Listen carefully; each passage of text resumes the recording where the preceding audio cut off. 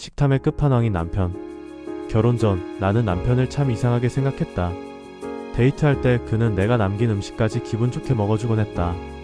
내 덕분에 내가 이렇게 득을 다 보네 라며 웃던 모습이 당시엔 어찌나 듬직해 보였던지. 평소 입이 짧았던 나 대신 음식 하나 남기지 않고 싹싹 비우는 그의 모습은 보기 좋았고 나에게도 왠지 모르게 안도감을 줬다. 친구들이 와 내 남자친구 진짜 잘 먹는다라고 부러워할 때마다 나는 내 남편이 마치 모든 걸 감당할 수 있는 사람처럼 느껴졌다. 그때는 몰랐다. 그게 문제가 될 수 있다는 걸. 결혼하고 나니 남편의 본 모습이 드러났다. 같이 밥을 먹을 때마다 그는 남의 눈치를 전혀 보지 않았다.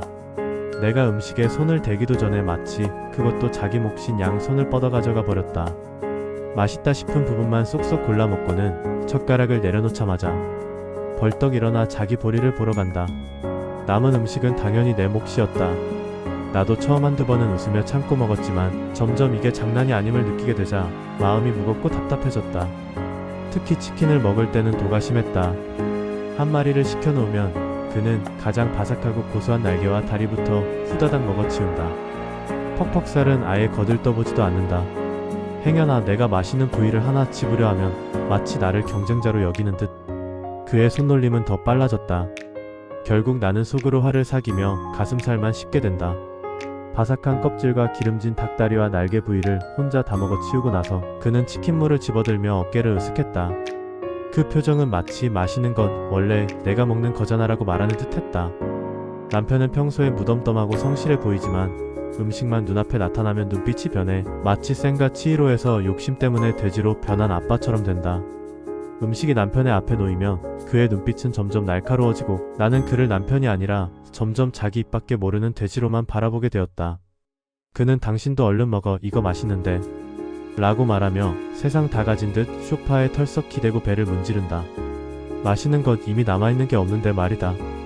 나는 속으로 이를 갈았다. 그러다 나를 일깨워준 결정적인 날이 다가왔다. 내 생일을 하루 앞두고 남편이 퇴근길에 웬일로 소갈비를 사왔다. 내일은 내 생일이잖아. 내가 제일 좋아하는 소갈비찜 해먹자. 그 말 한마디가 고마웠다. 평소에 자기 입만 생각하는 줄 알았지만 그래도 이렇게 마음을 써주는구나 싶었다. 나는 속으로 은근히 기대했다. 내 손으로 정성껏 갈비찜을 준비하며 밤과 대추, 당근까지 넣었다. 상위에 놓인 음식 하나하나를 정성스레 배치하면서 오늘만큼은 행복한 생일을 보내고 싶었다.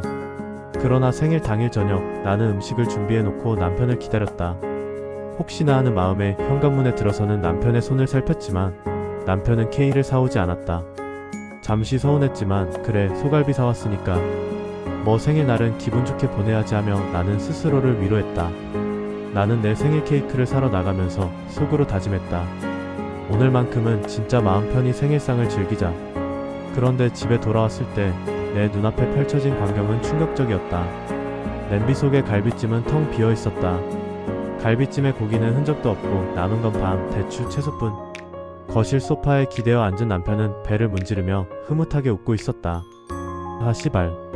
내가 잠시 망상에 빠져 있었나 보다. 갈비를 실컷 뜯고 배부름에 취한 얼굴, 완전히 돼지로 변한 남편의 모습에 이성의 끈이 뚝 끊기는 경험을 했다. 나는 손에 든 케이크 상자를 덜덜 떨며 열고 한순간에 그 크림 덩어리를 남편의 얼굴에 쾅 하고 들이밀었다. 크림이 뒤범벅된 얼굴로 어리둥절해하는 남편을 향해 나는 날카롭게 말했다. 축하해 이 돼지 새끼야. 오늘이 마지막이야. 오늘부로 내 배떼지만 불리는 돼지 같은 삶과 나는 끝이야. 뭐라고? 남편이 평소에 볼 수 없던 나의 모습에 놀라 어버버거린다.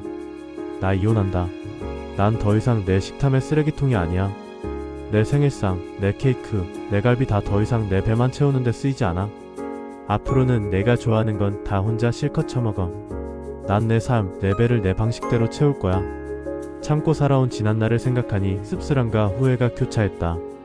결혼 전 콩깍지가 눈에 씌어 제대로 분간하지 못했던 내가 미친년이지.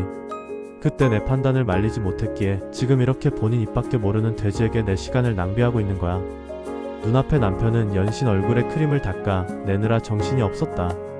미래의 나를 위해 더 이상 참지 않아. 내 삶은 이제 내가 채울 거야. 누구 눈치 보며 음식 갖다 바칠 생각도, 너 같은 인간 때문에 스트레스 받을 생각도 없어.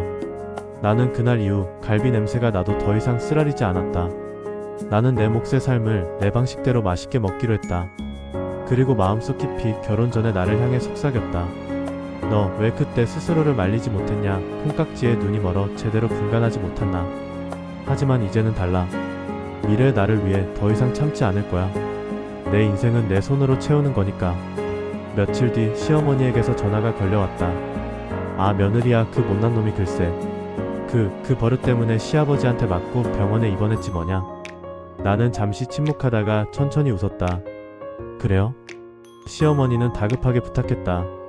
제발 내 얼굴 봐서라도 고쳐가면서 살면 안 될까? 나는 숨을 고르며 차갑게 말했다.